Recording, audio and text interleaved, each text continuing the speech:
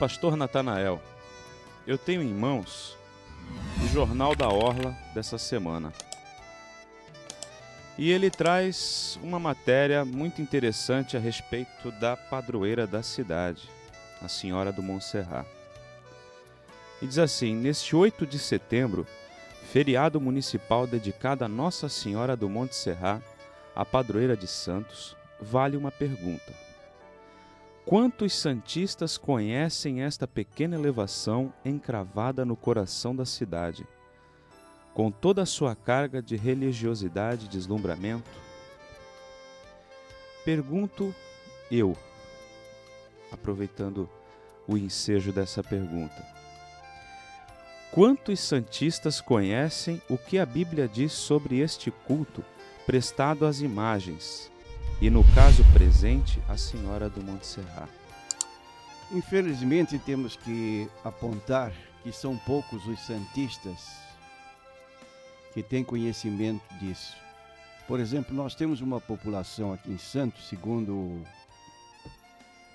as últimas estatísticas, de 417 mil habitantes, só na cidade de Santos, não na Baixada. Em números redondos, 418 mil, 420 mil. Desses 420 mil, nós poderíamos dizer que 380 mil, pelo menos, desconhecem o que a Bíblia fala a respeito do culto prestado a esta imagem conhecida como Senhora do Monte Serrat. Agora, por isso nós agradecemos a Deus pela liberdade que temos de, através da Rádio Life e outras rádios da cidade, inclusive da televisão, fazer notório o que a Bíblia diz a respeito desse assunto tão importante, porque se perdemos em não conhecer de perto o Monte Serrat, onde está o templo, e conhecer um pouco mais da história, mas é mais prejudicial o fato de conhecermos o que Deus diz na sua palavra sobre o assunto. Pastor, e o que é uma padroeira? Padroeira, o sentido desta palavra significa de protetora. E a história registra um mito segundo o qual um grupo de corsários tentava tomar a cidade e eles se refugiaram no Monte Serrat, e de lá esta padroeira protegeu a cidade de Santos, que começou a haver um desmoronamento e eles fugiram apavorados. Mas como disse a historiadora que relata esse episódio, isso não passa de um mito. Então, voltando, a padroeira é uma que protege a cidade. Agora a Bíblia diz assim, que se Deus não guardar a cidade, em vão vigia a sentinela. Então não podemos entender como é que uma cidade como Santos possa aguardar ou esperar de uma imagem a proteção que é dada exclusivamente por Deus. Se o Senhor não edificar a cidade, em vão trabalham os que a edificam. Então podemos dizer que esse culto é um ato de idolatria, não?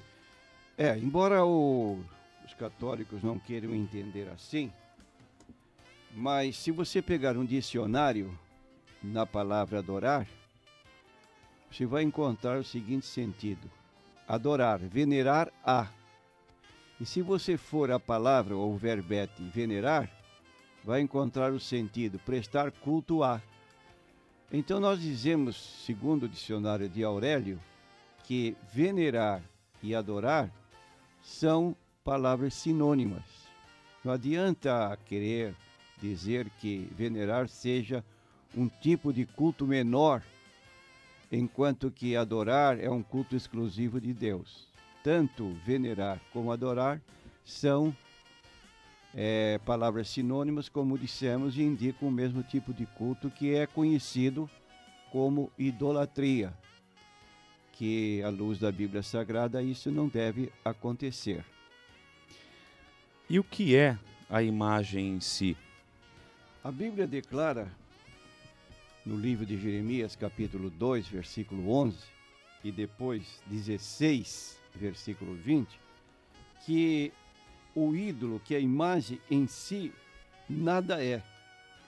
Então o ídolo ou a imagem é meramente um pedaço de madeira ou de pedra esculpido por mãos humanas que nenhum poder tem em si mesmo. Por isso o profeta Samuel chama os ídolos de vaidades. E Paulo expressamente declara: sabemos que o ídolo nada é no mundo. E por esta razão, os livros de Salmos, os profetas, e mesmo aí o profeta Jeremias, eles zombam dos ídolos como impotentes, incapacitados de ajudar qualquer pessoa. Houve alguma nação que trocasse os seus deuses, posto não serem deuses? Todavia, o meu povo trocou a sua glória pelo que é de nenhum proveito. E no seguinte diz assim: fará um homem para si deuses, que contudo não são deuses? Aí está a pergunta. E no livro de Isaías 42, e versículo 8, o escritor bíblico também declara que Deus não dá participação às imagens de escultura no culto que lhe é exclusivo. Eu sou o Senhor, este é o meu nome, a minha glória, pois, a outrem não darei, nem o meu louvor às imagens de escultura. E nós encontramos no livro de Êxodo, capítulo 20, versículos 4 a 5, duas proibições taxativas com relação aos ídolos ou às imagens. Primeiro, não fazer, e segundo, não cultuar. Não farás para ti imagem de escultura, nem alguma semelhança do que há em cima dos céus, nem embaixo na terra, nem nas águas debaixo da terra. Não te curvarás a elas, nem as servirás, porque eu, o Senhor teu Deus, sou Deus zeloso, que visito a maldade dos pais nos filhos, até a 3ª e 4ª geração daqueles que me aborrecem. E faço... Pastor, como Deus considera o culto às imagens? Ele se agrada desse tipo de culto? Absolutamente não. E quero dizer mais, que Deus não tolera qualquer tipo de idolatria, seja designada como veneração ou propriamente como adoração. Esse tipo de culto Deus rejeita. E quero mais dizer que ele advertia frequentemente contra esse tipo de culto no Antigo Testamento, mostrando que quem assim praticava esse tipo de culto estava sob a sua ira. E, embora ele dissesse assim abertamente da sua ojeriza, se podemos dizer, contra todos os tipos de cultos às imagens, o povo de Israel se excedeu, embora fosse o povo de Deus, se excedeu nos cultos às imagens, e ele tinha um tipo de adoração que implicava em sacrifícios humanos, como o culto ao deus Moloque. Até esse tipo de culto, o povo de Israel participou dele. Inclusive reis, como o rei Manassés, ofereceu seus filhos ao deus Moloque, que era uma imagem horrível, dantesca, medonha, mas era um tipo de culto que chegou a ser praticado pelo povo de Israel. Cumprindo-se assim o que diz lá no livro de Salmo 42, versículo 7, que um abismo chama outro. Então começa-se por uma forma, até parece inocente, de um respeito, de uma veneração, e por fim chega ao extremo da adoração. A história do povo de Israel relata muitos casos de culto dos quais Deus não se agradou, não é, pastor? Um caso específico é o caso do rei Saul. 1 Reis, capítulo 11, diz que Salomão, ele se casou com várias mulheres na sua velhice, e essas mulheres induziram o seu coração para ele fazer ídolos, para fazer templos aos seus deuses, e ele então cultuava paralelamente a Deus Jeová, com outros cultos aos ídolos das nações, chegando ao ponto de, como dissemos, construir templos. Capítulo 11, do versículo 6 e 7. Assim fez Salomão o que parecia mal aos olhos do Senhor, e não perseverou em seguir ao Senhor, como Davi seu pai. Então edificou Salomão um alto a Quemós, a abominação dos moabitas, sobre o monte que está diante de Jerusalém, e a Moloque, a abominação dos filhos de Amon. E assim fez para com todas as suas mulheres estranhas, as quais queimavam incenso e sacrificavam aos seus deuses. Então nós temos aí deuses mencionados, como Quemós, Moloque, Astarote, Baal. Eram os ídolos ou os deuses mais cultuados naquele tempo. E Salomão, que deu tantos conselhos bons, ele apostatou da fé e fez o que parecia mal aos olhos do Senhor. Então nós vemos aí que essa expressão, e fez Salomão que era mal, pode se estender também aos nossos dias, ao povo santista. Olha, meu prezado Patrício, você pode ser uma pessoa muito sincera, respeitamos a sinceridade de cada pessoa, mas não basta ser sincero. Sincero dentro daquilo que Deus quer que nós façamos na sua palavra.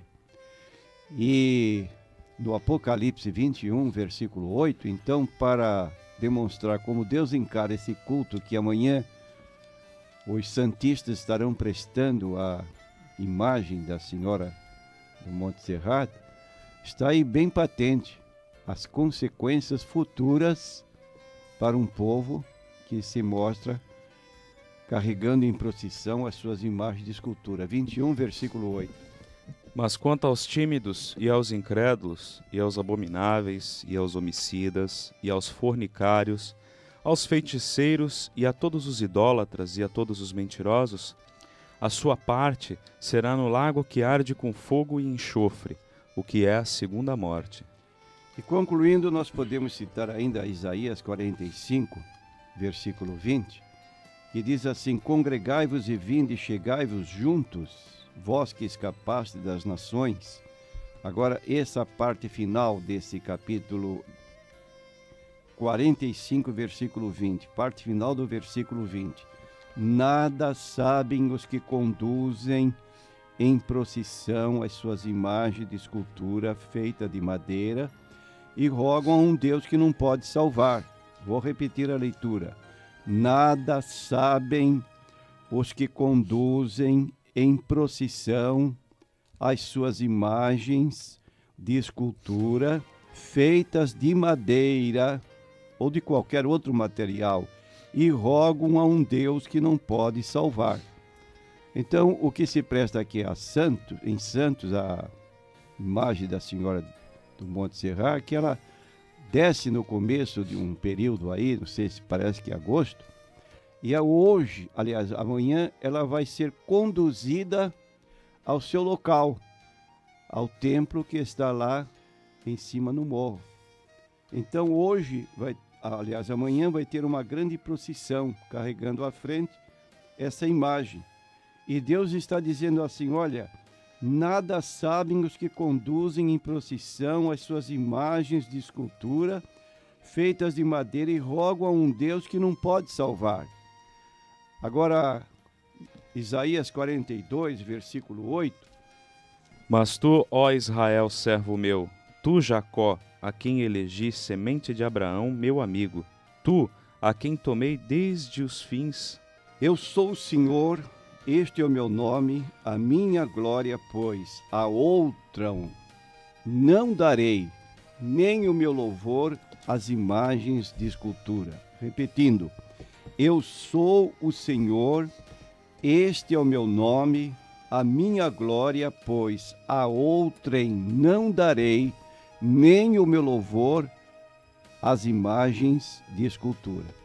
De modo que podemos falar com apoio bíblico que o culto de procissão que amanhã será realizado, conduzindo a imagem à sua própria igreja no Monte Serrat, está em desacordo com a palavra de Deus, e Deus não participa dessa honra que se presta à imagem. O culto que lhe prestamos deve ser um culto exclusivo. Vai-te, Satanás, disse Jesus ao diabo quando ele pediu parte da glória. Se prostrado me adorares, Jesus disse, ao Senhor teu Deus servirás. Então ele é digno de nosso culto exclusivo. Mateus capítulo 4, versículo 9 e versículo 10 foi deixado bem patente pelo Senhor Jesus Cristo essa exclusividade.